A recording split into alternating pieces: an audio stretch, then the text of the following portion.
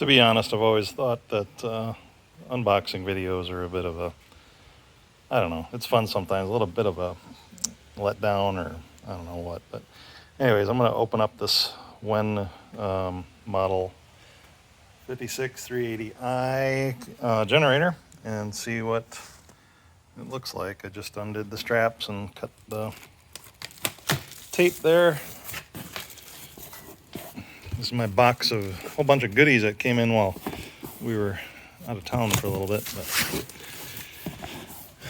what do we got? Instructions. A bag of tools. Sounds like some kind of little, must be an oil fill spout maybe, or an oil drain, one or the other. What's this? It's got to come out first.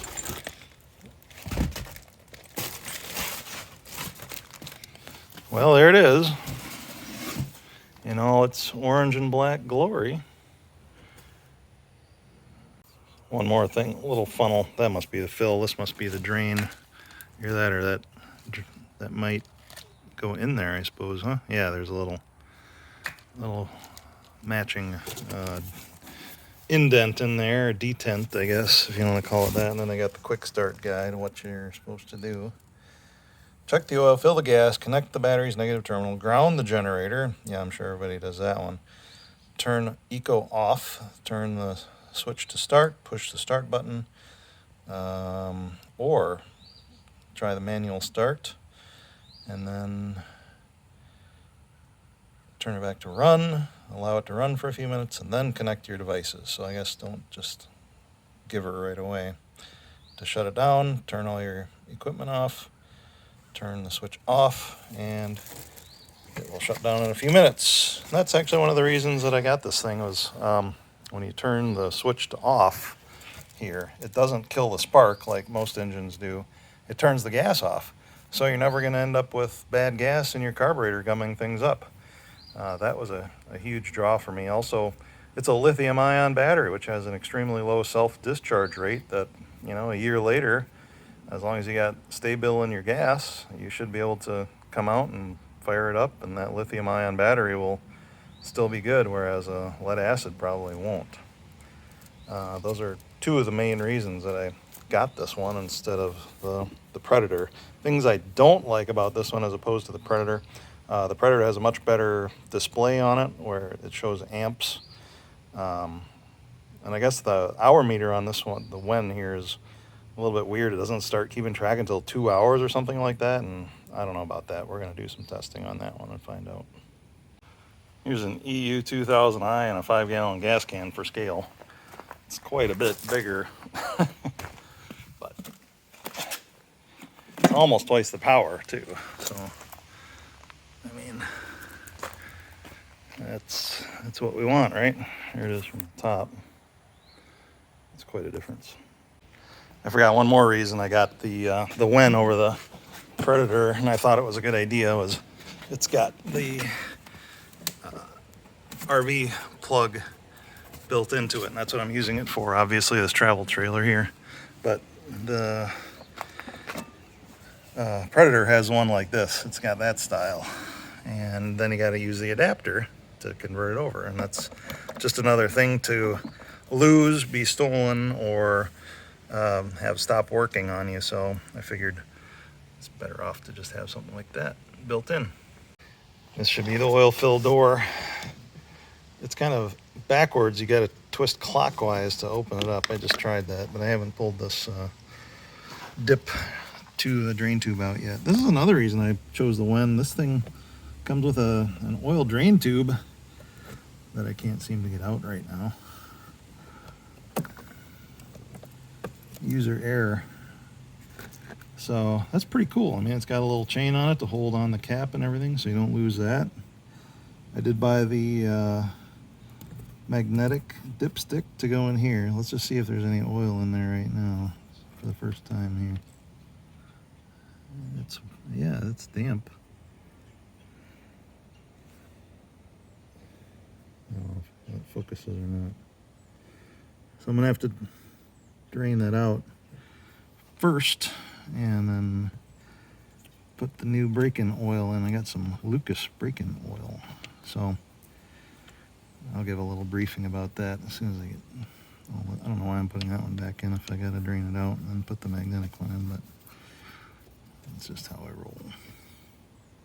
Here was one of my biggest questions. You know, on every video that you see on these WEN generators, it says make sure you remove the little bolts or the nuts off the bolts before you start it up. And I was like, well, what are those doing? Looks like I just figured it out. It goes to that round-headed stud there, which actually is pulling down on the engine mounting plate, and that sort of keeps it compressed on these rubber vibration dampeners, just so that it doesn't vibrate during shipment. So once I take that nut off, I'm pretty sure that stud will either come out or it'll float free in there, so that the motor can move up and down freely on these anti-vibration mounts. So, mystery solved. I just got back from the gas station where I get my non-ethanol gas. Put 5 gallons of gas in each one of those 4 tanks and put the recommended amount of Sta-Bil in it. You're supposed to operate these with Sta-Bil in the fuel. It does say max 10% ethanol. However, I'm one of those old fogies that's always going to think that non-ethanol gas is a lot better for small engines than the 10% ethanol. So I'm always going to run non-ethanol gas until they take that away from us. I had a whole rant about those EPA style nozzles. It's just a joke, isn't it? I mean, you spill more gas with those things than you ever lose to evaporation out of the non-spillable one. You know, out of the old style ones like this old-fashioned one there. Anyways, it really bothers me. I'm gonna try to do a break-in on this thing. I'm not gonna get all crazy. I'll get a little crazy about it. My plan is to put that break-in oil, Lucas break-in oil, in there after I drain out what's in there already, I should say. I'll put the Lucas in and the magnetic dipstick. I'm gonna run it for about 2 minutes at idle to warm up on eco mode, and then I'm gonna put a pretty good load on it and run it for about a total of 10 minutes on the first run, kind of at a higher load to try to wear in those rings, the piston rings. There's, of course, everybody has a different opinion about engine break-in. Oh, you shouldn't put any load on it in the first 2 hours, or I don't really know about that. Some guys say don't put a load on it. Others say put a major load on it as soon as possible. So when somebody finally tells me what the right thing to do is definitively, I will listen to that, but there better be some pretty good evidence and proof of what they're saying. Another thing that I'm going to figure out on this engine is who makes it. That is not actually specified anywhere, and I haven't heard anybody dig into this thing and try to find out who actually makes the motor. So that, of course, the China Star R210-V star, and then another star A2012210542 star. And I'm gonna try to find some more engine marks, manufacturer marks, and figure out who actually makes these things. I'll post that when I find out. Also, I just noticed you can actually see the generator windings in there, just a little bit through that little gap. It's pretty cool. I'm just gonna keep on posting things that I find interesting about this WEN generator. You know, it's not a Honda, right? It's not a Honda. It's absolutely not a Honda. It's not a Honda EU 3000i, which costs also, you know, $2,100 and some dollars. But this thing, let me give you some reasoning. Why did I choose this one? Another reason I chose the WEN. All right, why didn't I buy a Predator at Harbor Freight? You got a Harbor Freight right down the road, right? Well, Predators are now at $850. They haven't ran any sales lately. I was kind of waiting for a sale, but no sales came up lately, so they're $850. And then everybody says, "Oh, get the 2-year extended service plan. Get that. It's $150, and you get a guaranteed generator for 2 years." Well, great. That's wonderful. That's a good idea. I'm you know, for something like this, I would probably get that. But this thing on Amazon was $749, and a 4-year extended service plan was only $100. So I'm all in at about $850, which is the cost of the Predator without the service plan, and I get a guaranteed generator for 4 years. I just find that pretty hard to beat. It's pretty sturdy little unit. I mean, it's got these rubberized, I don't know, as a neoprene or what, feet, probably definitely going to have to be oil resistant. But they're really nice little sturdy feet. And watch this wheel. You're going to love this. Look at those bearings in there. How about that, huh? Pretty cool, man. So far, so good. It feels good. It's not like you'd think it would be cheap, but it doesn't feel cheap. It's got good, tough plastics. I haven't used the handle yet. That's the first time I'm pulling the handle out. The grab bar on the handle is metal. So are the ones up on top here. That handle is metal. And this, I don't know if you can hear that or not. This handle's metal too. So, and look at this foam insulation that's in this door. That is some good thick stuff. That's got to be 3/4 of an inch, at least, of foam that's in there, and it's well cut, nicely done. I think this is actually going to turn out to be a pretty good purchase. What does this say here? Well, right there is a manufacturer. I don't know if you can see this or not on here. For some reason this isn't. Let me zoom in. Ah, that's how you get better detail. Chongqing Reito Technology. That's that one that's a part of the Songshen or something like that. They're out of obviously China, but it's like the 5th in the top 5 largest manufacturers of motorcycles in China. So it's like if you think Honda, Yamaha, Kawasaki, you can kind of think of blah blah blah blah blah blah blah blah blah, and it's this is actually one of those top 5 manufacturers over there, and they have a good reputation. All the research I did on it says that these guys make a good product, so we'll keep looking at it here and see how it goes. Here's something pretty neat. Listen to the wheels. They're rubberized on the bottom, and when you go over the cracks, you don't hear anything. Like when you pull your bag in the airport, it goes click, click, click, click, click, click. This doesn't. These are rubberized, and boy, is it smooth. Those bearings are really amazing. Decided to put it on the forklift so that it's easier to work on. I put it on these forks. I just separated the forks out a little bit, and check this out. These rubber or neoprene footies on there, they give it some very good stability. It's not shifting at all when I rattle it back and forth, and it's doing a very good job of giving it some stabilization. I believe that's going to help with the noise levels here. So here's those 4 nuts again, and they are 10 millimeter. If you can find your 10 millimeter socket, that's what they are. I bet there's a tool for doing this in that little included kit, but I just haven't cracked into that thing. Probably won't. So these nuts are Nylox.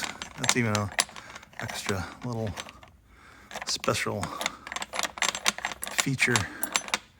Let's see what happens when we pull this off. So it's got a little keeper on there. That must hook in up here somewhere. So now the big question: do those those studs still don't move? So those must be locked onto the motor mount plate. Yep. So these studs that come through here definitely do not come out of there. They must be either welded on or something or pressed in to this motor mount plate. All right, next up, drain out the oil that they put in at the manufacturer. Here's the plan. I'm gonna use this glass jar to capture the oil that comes out of here. So I got a cloth to catch any dribbles. I'm gonna need 2 hands for this. It's a 1/4 turn cap on there. I've got almost nothing out of it, so I'm gonna need to tip it on its side. This must be why they say to add oil, but this is how much came out of it. See that? And see that dark stuff at the bottom there? they test run the engine at the manufacturer apparently, because that those dark streaks in there that came out with the stream of oil, that now you can see each drop is putting a new little gray splotch in there. That is why we're going to use that magnetic dipstick to catch anything. You can make a little pretty picture with this, pixel by pixel, if you want to. Check it out. That's artwork, man. Here's my pile of accessories. Here's the magnetic dipstick. This thing just doesn't focus when it's on the 0.6 video. There. Well, there you have it. Go back to 1. It maybe works. All right, this is the magnetic oil dipstick. Let's break it out. Oh, geez. It's in plastic, too. Good grief. Here she is in all her glory. There's a neodymium magnet at the end of that, and a very nice piece of turned aluminum bar stock, knurled. Nice big fat O-ring on there. Just think, there's a machine in China that does nothing but make these things. Isn't that amazing? Let's see how strong it is. Well, it holds itself. That's pretty good, huh? Yeah, that'll do. Well, the whole reason for this thing is that, in case you didn't know and you haven't been watching 1,000 of these videos already about generator setup and break-in, it's when a brand new motor started, for the first few minutes especially, there are little tiny imperfections that exist inside the motor, on the gears, in the cylinder itself, on the piston, the rings. They all shed off just a little bit of material, and the ferrous material, the iron and things that contain iron, you can capture with the magnet. Now, it's important to capture especially the iron because it's harder than aluminum. Most of the engine is made out of aluminum, and so if you leave the iron filings and things like that in there, they're gonna chew things up. There will be, everybody's like, well, it's shiny oil. Yeah, the oil, it's the shiny part of the oil, that's aluminum and maybe a little bit of bronze or something like that in there, and that's not going to do near the damage that your iron is going to. What would be the best is if there was a little replaceable filter in here, but this is, you're talking about a pretty cheap unit here. So this is how we're going to capture some of that iron that's going to come out of there. Other accessories that I bought, the other official WEN accessory is this parallel kit. So I'm going to try hooking this one and the Honda together, and I hear everybody go, "Bawk, bawk, bawk, bawk, you can't do 2 different sizes of generator outputs together." I'll be like, yes, I have heard that. I'm going to test it, and I will share my results with the rest of the class. But that's my nature. I try things and see what happens. Other things that I've got. Here's your break-in oil, SAE 30. SAE 30 weight for temperatures over 40 degrees. And it's definitely over 40 degrees Fahrenheit. It's about 80 degrees Fahrenheit in here right now. I'm going to break it in. This is another thing that people are going to go, "Bawk, bawk, bawk, bawk, bawk, bawk." Yeah, I know. You use synthetic, right? Well, if you use synthetic, you may break in Briggs. I went to the Briggs & Stratton website. It said, yes, you can use synthetic, but it may take longer to break in your engine. I'm just going to use break-in oil. I figure it's got extra zinc, and it's very lubricitous and whatnot. So I'm going to do the best I can, and that's all we can ask, right? It may not be perfect, but it's the way I'm going to do it. Another thing that I have, just as a double check on the hour meter that's on this thing. Where is that meter I keep talking about? It's right here. Still got the little plastic gizmo on it. Oh, I'm going to peel that off. I know people love this. Watch this. Ooh, yeah, very nice. So this one just, you can't push buttons. It just rotates through voltage, frequency, and time. So we'll see how well that goes. I'm planning on mounting this thing somewhere up on top or on the front, or maybe there, I don't know, but something like that, just so I have a double check. The way these things work is they read the spark that's going into your spark plug, and then this thing must interpret that as time whenever there's a spark present. So we're gonna do that. Oh, and there's that was the parallel in outputs there, I guess. Other cool things, it's got a 12-volt cigarette lighter or whatever they call them nowadays for the kids. That didn't exist when it used to be a cigarette lighter. 2 USB-A style power ports with a 1 amp and a 2.1 amp. Wish it was, maybe they would have replaced one of them with a USB Type-C, but beggars and choosers and all. A couple of circuit breakers. There's your ground that I'm sure everybody uses every single time. And then the most interesting part is this the auto off function. So you see when you push down on that, that's your start button. So to start it, you turn it through run to start, that's choke basically, and then you push in the little orange button. That engages your starter, and as soon as it pops off, you turn it back to run and off she goes. Then when you turn it back to auto off, it cuts the fuel off to the carb, and it'll run for a couple minutes, drain down your carburetor bowl so you don't get that old gas sitting in there. It's brilliant. I mean, they should all be like that, right? I mean, and then if you really do want to turn it off quickly, you can use this. I bet that's a momentary switch. Yep. That's just a momentary rocker switch that you can use to kill the spark, and it'll shut down quickly. Like if you're just shutting it down for the night or whatever, and you're going to use it the next morning, sure. So yeah, of course, use that button. But if we're going to be storing it for a week or so, you might want to just put it in auto off and let her drain down the carb bowl. It's brilliant. Here's what's in your handy dandy accessory pack. There's a double-ended box wrench, a 17, a 14, a second one, an 8 and 10, and I'm sure that's the one you're supposed to use to take off those mounting bolts. And here's your spark plug wrench. And then this is your funnel, of course, and I have heard that this is a double-ended Phillips and flat screwdriver. Bob's your uncle. Here's the handy dandy funnel. You would think that these two parts would mate up and push in flush in there, but it doesn't. I pushed hard on that, and all I did was end up crushing the inside down. I had to pop it back out. So we're just going to call that good enough. And so I removed the old plastic dipstick. Since I'm apt to forget stuff like this, I'm just going to fill it up with oil first. So we stick her in like that, and I'll fill her up. Oil capacity is 18.6 fluid ounces, or 0.55 liters. Since I don't have a fluid ounce measurer, we're going to go with the liter scale, 0.55. If there's 5 quarts in here, which is just over 5, it looks like should be somewhere between, right about between the 5 and the 4. But the bottom line is, you should be able to see the oil at least touching the bottom of the threads. I'm going to go about halfway up the threads just to be sure. I can tell this is going to get messy. Now, the proper way to pour oil. Almost every, ooh, there's a fur on there or something. Don't want that in the engine. Almost anybody that you see will grab these things, start pouring like this. That's actually incorrect. You turn it around like this and pour from the top or from the side so that air can get in and it doesn't go glub, glub, glub, glub, glub, glub and spill all over the place.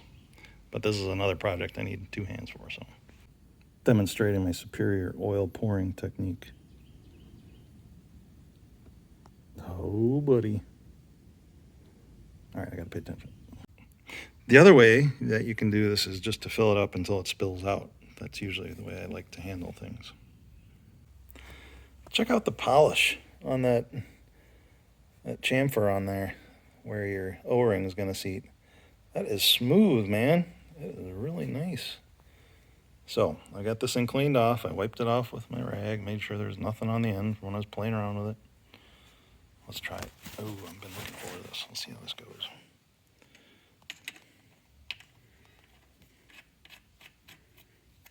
Feel the O-ring seat, not too tight, just so that it's tight enough and that it won't leak.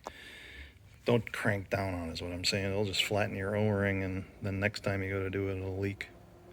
All right, now I'm going to take out the spark plug and put a little bit of oil in there and give it a few slow pulls with the start handle here, not the starter, and I'm going to get that oil saturating around in the rings there so they don't start up dry. Take this engine cover plate off of here to try to get at the spark plug. I hope it's on this side. It should be. Anyways, look at this. The screwdriver that they give you. Magnetic.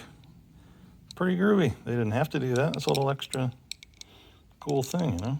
It's pretty strong, too. Wow. not bad. Check out this cover. Just took the cover off the engine. Look at the thickness of that foam in there. That's awesome. I don't have my digital calipers down here, but like I said, that's got to be 3/4 of an inch at least of foam. And it's got a nice, it's not the absorbent side. See, they've even put some sort of a fluid resistant coating on the foam too, so it's not sucking it up. Wow, pretty cool. That's good to know. It passed inspection, inspector number 65. So that should be the spark plug. Some people have said that they've had cracked spark plugs on these. Yeah. Let go. I also ordered an NGK spark plug for it, because why not? It's $6. All right, we'll take this one out. Just pulled the spark plug out. This is a Torch F6RTC, and you can tell it's been run just a tiniest little bit. See that discoloration on the tip there? Just the tiniest bit. I should really check that gap in the spark plug, see how they did. All right, I gave it 1 squirt of oil down the tube there. It's filled up with oil. I'm gonna leave that out because I'm gonna drain it again after 10 minutes. No point in bending that thing back and forth. I'll just slowly pull it over with the spark plug. Hit the power button. Slowly turn it over and let that oil get onto those rings. Just real slow. Give her a couple, 3, 4, 5, 6 pulls, whatever. It's turning over nicely, quietly. That's actually really nice. No problem. No weird noises, except the ratchet mechanism on the retraction on the cord here. Starter recoil. Yeah. Okay, now I'll just have to put the spark plug back in her. Oh yeah, I was gonna gap that, hold on. Things that are gonna be difficult to do. All right, so I just already pre-did this. This one is, so the tolerance is 0.7 to 0.8 millimeters. Here's 0.711 millimeters, 0.762, and 0.813. It definitely doesn't fit on that one. It doesn't fit on this one, but it does just barely slip over this one. So it's about 0.711 millimeters at the moment. Yeah, that's within tolerance. About that much if you don't have any gauges. All right, got the spark plug finger tight in there. Now give her a little extra. Click, as AVE would like to say. So check out the spark plug boot. It has a cover on it, like a gasket style thing that fits in there. And I noticed that this whole thing is sealed, airtight, even with some foam around the top side of it here by the valve cover. And that must be for airflow to get through it. I'm not sure where the air intake is, if it's on this end or the other end, or where it is exactly, but anyhow, pretty neat. Got to find a place for this thing. I figured the best place for it would be right about here. No, I'm kidding. I figured the best place for it would be where I have to drill a hole right through the gas tank. No, there's the gas tank. Metal gas tank.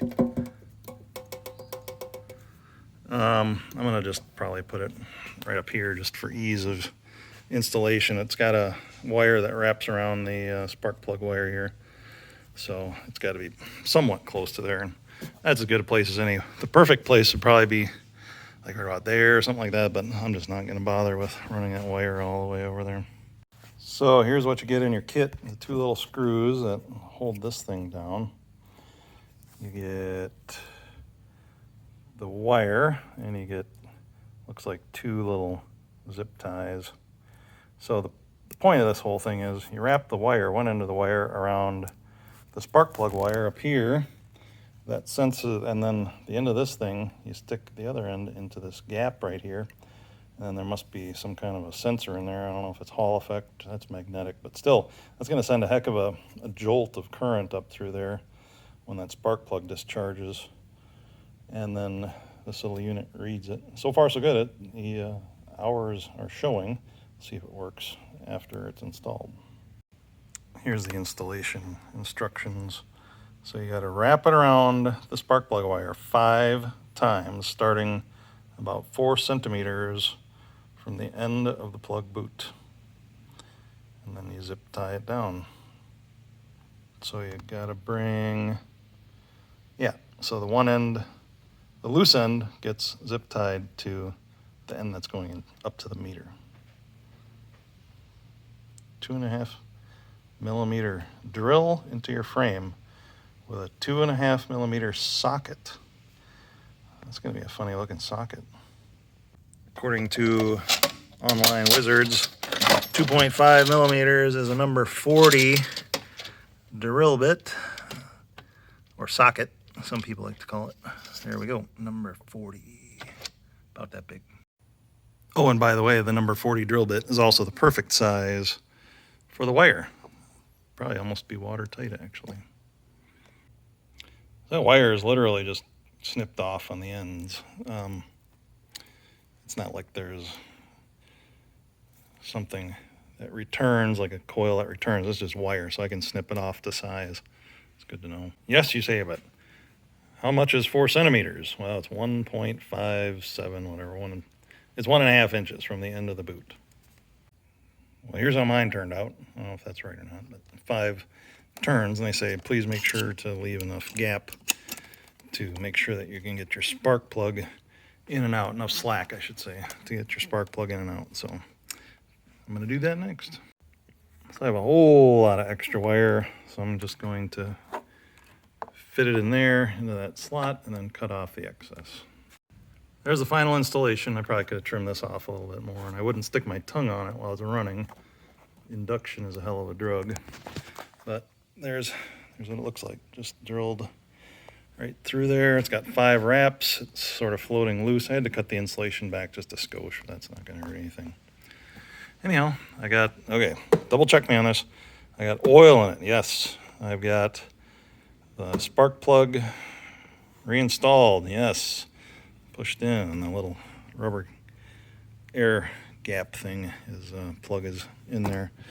And now, let's see here, fuel, I guess, is the next thing. Look at that, air filter, huh? Foam. All right, let's put some gas in it and see what happens. I forgot something. The battery. I was looking it over and I was like, oh, positive battery terminal. Gotta do the battery. Here, let's try it with the built-in tool. Hold on. Gotta flip her around to the flathead side. Oops. There. See, that one comes off the proper way. Gravity check. Check good. What do we have in here? All right, there's a little neoprene strappy-doo. Boy, that's a tiny little battery. I'll push it out from behind. Come on. Boy, it's tight in there. That was another one of those things that everybody's saying. It's like, oh, it's hard to get the battery back in. Yeah, I believe that. All right, I might need 2 hands. Here's a battery. Sky Rich Power Sports batteries. This thing is light. It's like not even there light. I mean, this thing is, I don't want to say weightless, but it certainly is not a lead acid battery. So where's the negative terminal? There it is. Very good. That wasn't that bad. Now, here's a gotcha. You don't want to pull this strap down over this negative lead here when you get that back in there, because if you have that bent down and it's vibrating, that's going to break off right at the terminal there. So just sort of leave it outside of there. But that wasn't too bad, actually. I was expecting a lot worse from the other guys online. Check it out. Even the battery compartment has a little bit of foam in there. That's maybe 1 centimeter or 1/2 inch US Freedom units. anyhow, I'm pretty excited to get this thing started. I think I'm done now. What did I forget, guys? I've decided to put the covers back on for two reasons. One is I'm not sure if it needs the airflow to cool properly, to have the side panels on. It doesn't look like it because it has this shrouding here, but I'm not going to mess with it. The other reason is I want to see how quiet it is. I mean, the whole point of getting this thing is for a travel trailer, and you want to see how quiet the thing is going to be for you. Just one other thing to note here. There is a carburetor bowl drain right there if you do need to drain it for any reason, which they say there might be a tiny little bit still at the bottom of the bowl even after you run it dry with the shut off. So it wouldn't be a bad idea to do that if you're going to leave it sit for a long time, and it drains down under here, so you might get some gas dribbling out right underneath here. Yep, there. What's this other one? This is a vent of some kind. What's supposed to be on there? I don't know. I don't even know what that is. Air from the air filter up into here. Possibly some sort of evaporative emissions control thing goes up to the gas tank. I don't know. Somebody smarter than me can tell me what it is, because there's a drain coming back out of it too. Here's the gotcha page. Defects of material workmanship during personal use for 2 years or 500 hours, whichever comes first. 90 days if the tool is used commercially. That's pretty good, just stock, you know. I bought the 4-year warranty on it, so I guess I'm only getting 2 years in addition to the 2 years that was on top of it already, which is pretty darn good. All right, just filled her up with gas. Has a nice chain to keep on the gas cap. That's nice. All right, here's what I've done. I want to run this thing at no more than 75% load. 3,400 rated watts times 0.75 to get 75% is 2,550 watts.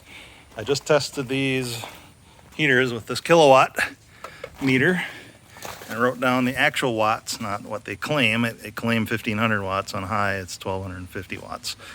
And on this one, they don't have a wattage rating, but it's also 1,250 watts on high. So those two together make 2,500 watts, which is 50 watts shy of the 75% load, which is just exactly what I want. So with it filled up with gas, the meter hooked up, this is the actual first start. And you want eco mode off. So you twist this through to start. I'm going to give it a few seconds for the fuel to flood into the carburetor. And then we're gonna give her a crank up. I have my little assistant here, so I'm going to tell her what's happening. All right, Astrid, Papa's just about to start this, and when it starts up, it might be a little bit loud, okay?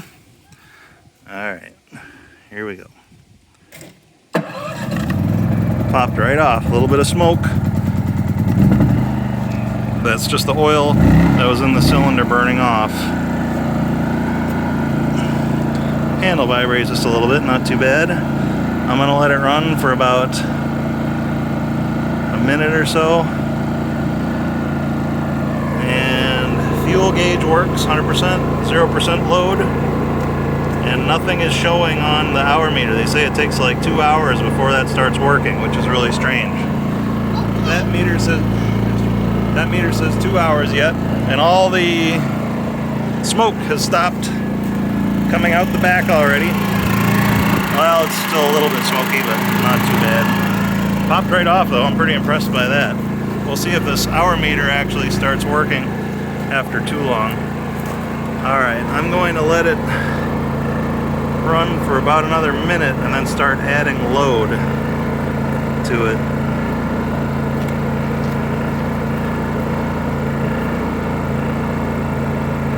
All right. Warming up now. How about this? How about we turn this one on first? I'll go 750 then, or 680 then 1250. Watch that meter. Here's 680. Kicked up. Alright, I'm gonna go 1250. Still not moving. The load meter just kicked up. Alright, now I'm gonna turn this other one through the 630 and on to 1250. Here's 630. 50% load. Now I'm gonna go through to 1250. Now it's at 75% load. This little handle vibrates quite a bit, I gotta say that. May have to strap that down or something to keep it from vibrating loose over time. Now it looks on the camera like that's like it's turning, flashing on and off, but that's just rolling shutter effect. These lights in real life are not flickering at all. And the heaters are definitely working. You can see the glow on that one. And this one is indicating it's hot with that red there. I'm gonna let it run about 10 minutes, and then shut it down, let it cool down for like a minute, shut it down, and change the oil. Once again, there's that rolling shutter effect. The lights are not flashing in real life. The hour meter is working. Here's the voltage under load. Coming out of the 110 outlet, the standard outlet. Now I'm going to turn off the load. Bounces a little bit. Bounces a little bit. Bounces. There's the very nearly zero. There's just like a 40 watt fan running right now. I'll turn that off too, just for fairness. Alright, so you gain an extra 1/10 of a volt. Alright, now let's load it back up quickly.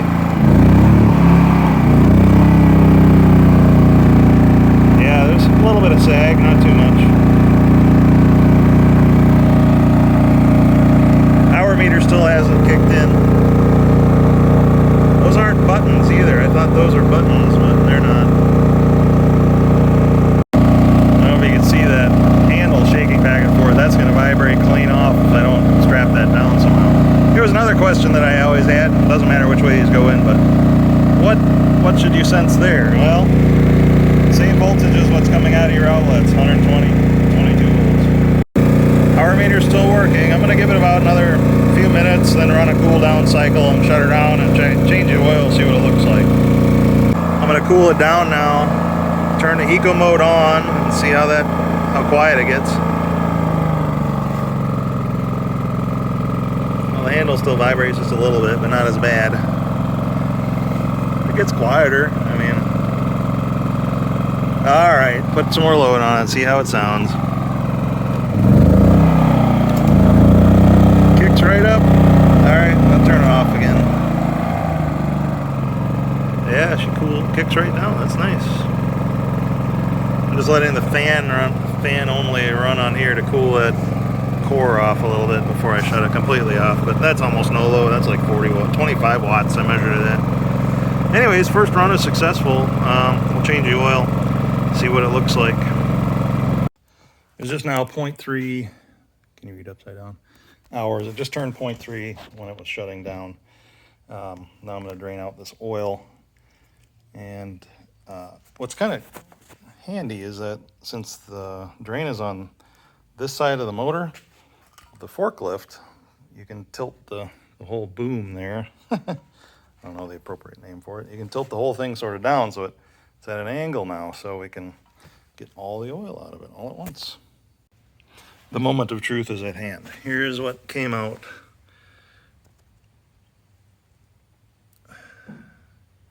Kind of dark. I mean, you can see through it. I don't think you can see through it, but it's not like burned or anything. It's just sort of, I don't know how to describe that. Almost greenish tint. Anyways, let's pull this dipstick out. I loosen it up. It's hot, of course, because it's aluminum. So, what do we got here?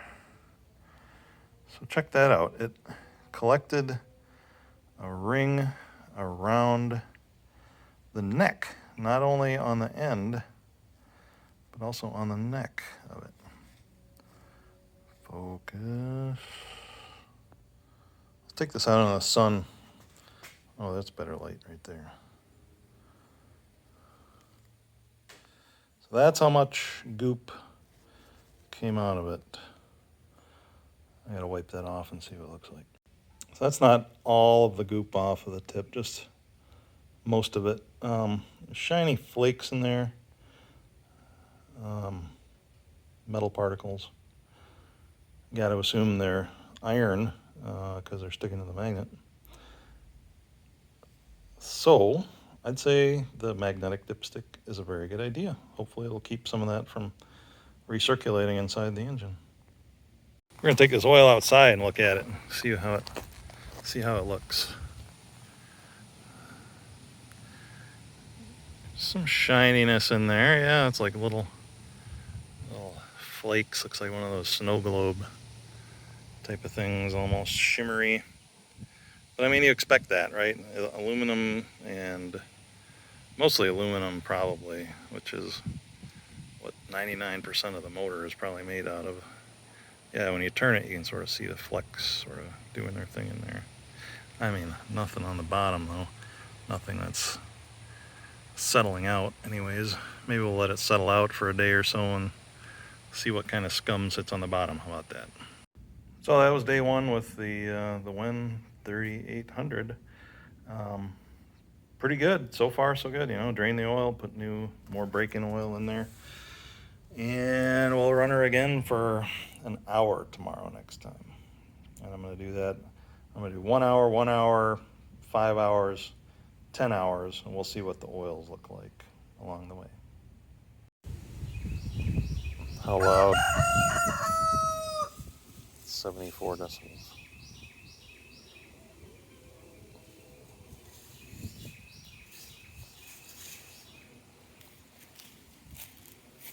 Sometimes you gotta walk towards them. I'm probably about 15 feet away from him.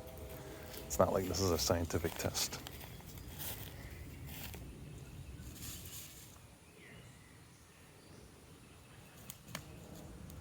Yeah, big boy. I'm in your space. What are you gonna do about it?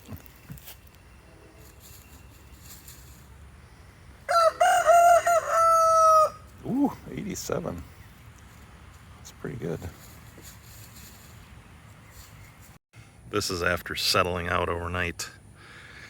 I don't see any of the reflective bits in here on the bottom. I just don't see any. Well, maybe a little bit of aluminum settled out to the bottom there, I guess.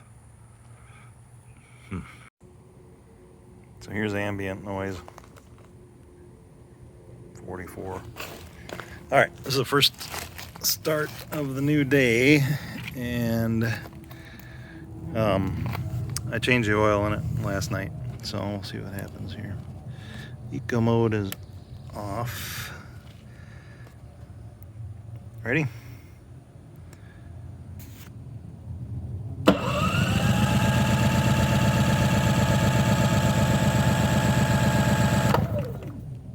Well, that's not good.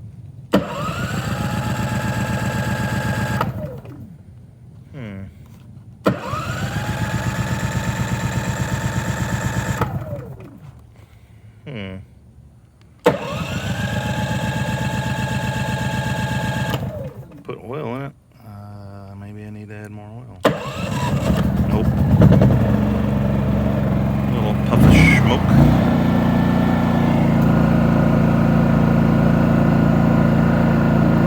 '81 off of, with eco mode off. Turn eco mode on. And that's right in front of it, 76. It's at 0.3 hours now, so we're gonna let it go until 0.8 or so. I'm gonna load it up and do some testing with it. All right, so this is now abeam the Honda 61, and when the wind picks up, it's a little louder. Here's on the side. 62 through 63.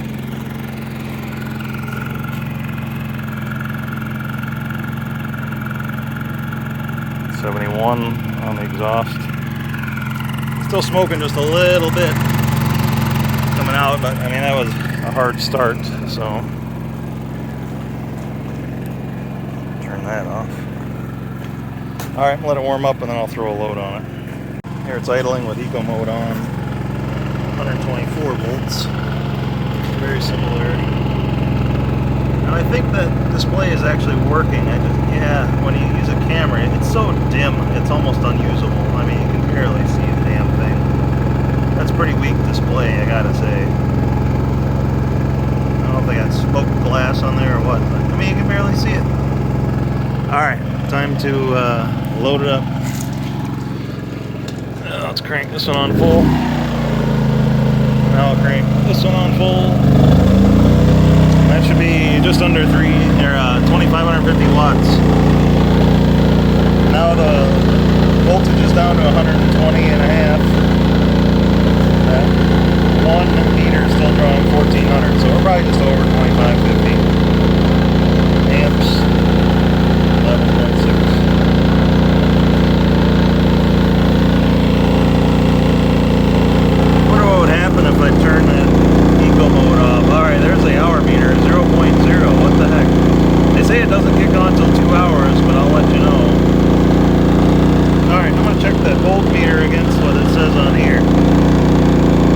60 hertz, 0 hours,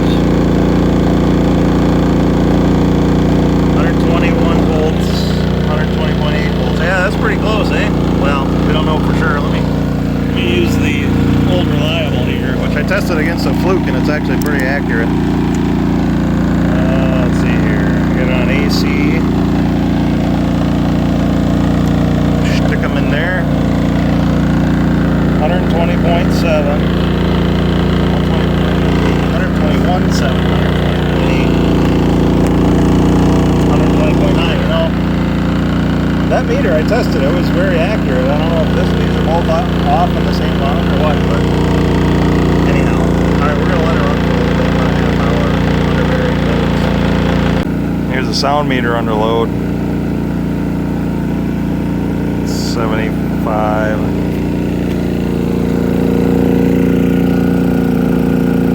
78 on the side.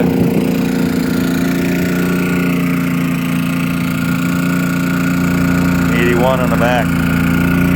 It's not super quiet. I mean, it's not loud, but it's not as quiet as that Honda, that's for sure.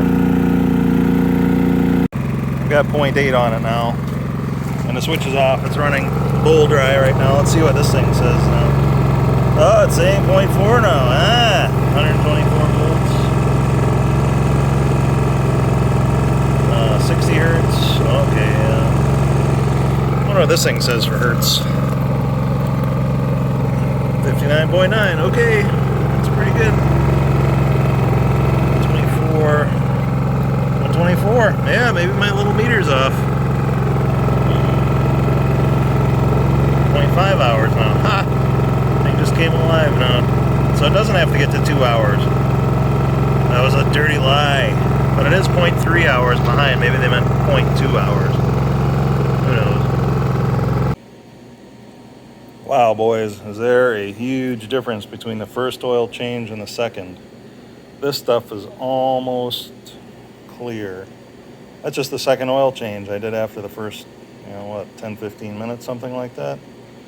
But look at it now. It doesn't have that weird green note to it. It's almost completely clear. Wow. Well, I think seeing this now, I highly recommend that you change your oil after like 10 minutes and just do it and be happy, because all that stuff that came out in that first oil change, this is another half hour of running after that initial oil change. So this is the second oil change, and it is a world of difference. I'm going to pull out that dipstick now once this is done draining out, and we'll look at that. All right, that aluminum thing is as hot as hell, so here's a moment of truth. I got it loosened up. We're going to pull her out and see what it looks like after the second oil change. Still a little ring. And some more iron there. Focus. Come on, you can do it.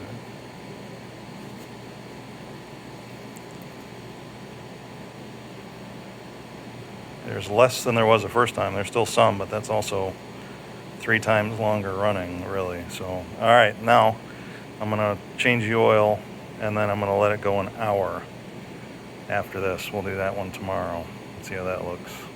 And I'm actually gonna run it on the RV tomorrow too, on the travel trailer. All right, here we are out in the sun. There's still some little fleckies of aluminum floating around in there, but there's nowhere near as many as there were yesterday after the first oil change. So yeah, this is a good idea to keep changing this oil. Day 3, first start, I'm going to use one of these weird connectors to try to power the RV for the first time here. So see how this goes. I changed the oil again. This is the 3rd oil change now, and we're at 0.8 hours on the meter up there.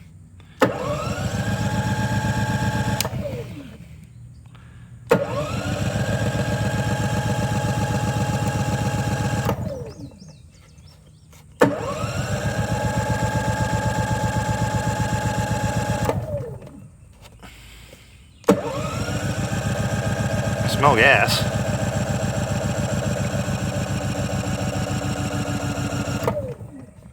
Uh-oh.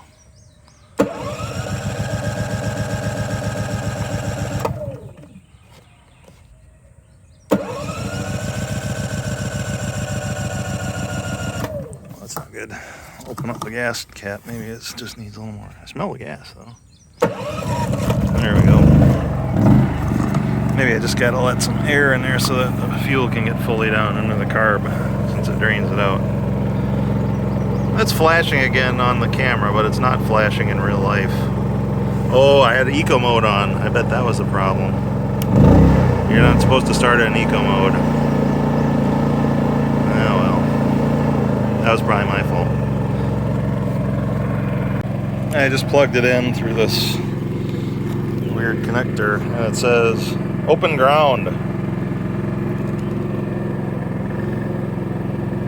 You know what's really weird is that these lights are on solid, and so are these, but they sort of fade in and out with that rolling shutter on the camera. That's really weird, huh? Look at that, there they go, but they're still on the device. That's neat. Okay, first time turning power on with the generator. Here's some lights. No change, no surprise, or LED lights. All right, this is gonna be the real test.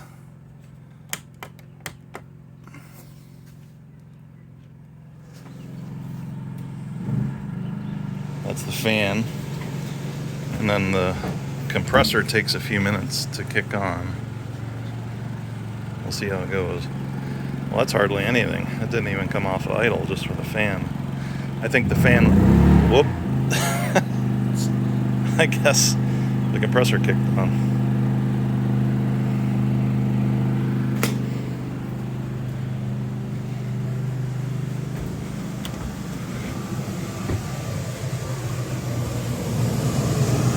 There's some cool air coming out of there. All right, winning. Oil change number 3, trying to hold it under my chin.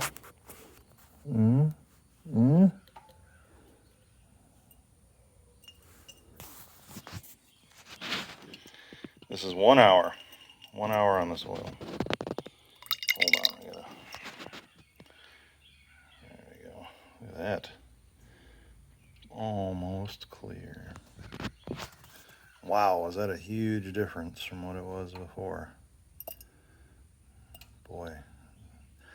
Well, I think I can now heavily recommend you run it for 10 minutes, drain the oil, run it for 30 minutes, drain the oil, run it for an hour, drain the oil. So far I've used just over 1.5 quarts only. For this whole time it only holds 0.55 liters, whatever that is in quarts. But this is going to be a project well worth doing to get yourself some longevity on your generator. Yep, it's amazing. Should be almost done. Usually comes right to the top of this glass jar. I'll let it drain out for a little bit. After that, I'll take the dipstick out and we'll check it out. Here's the third oil change. Look at the magnet.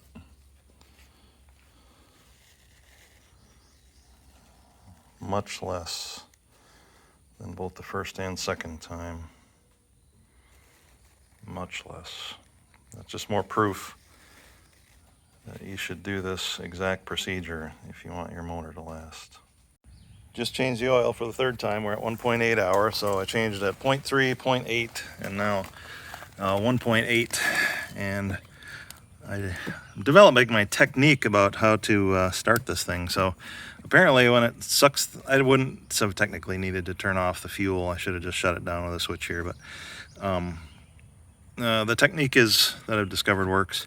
Turn it to start when it's cold. Just crack the fuel cap and then let her go. But since this is warm, I just changed the oil. I'm gonna actually just go to run and start.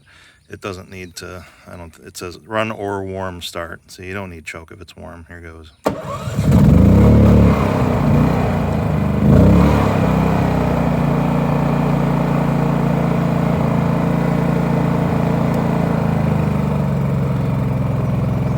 She's a beaut, Clark. I should have said, now that I've done 3 oil changes on it, I'm going to go 5 hours on this oil change. Considering how clean that oil was coming out of there, I'll go to 6.8 hours and then change the oil. Then I'll change it at 10 again, another 10 hours, and then I'll wait 30 hours and change it, and then we'll see what it looks like. Here's a nice thing about an inverter generator. When you have a standard generator that doesn't have an inverter, the lights can flicker. You know, it's not reliable. Frequency varies with the motor RPM. That can screw up your clocks on your devices. Can mess with your electronic devices, the more sensitive ones, televisions and things like that. This thing with the inverter is rock solid. I'm really liking how nice and clean that power is that's coming out of there. Just something I thought worth mentioning.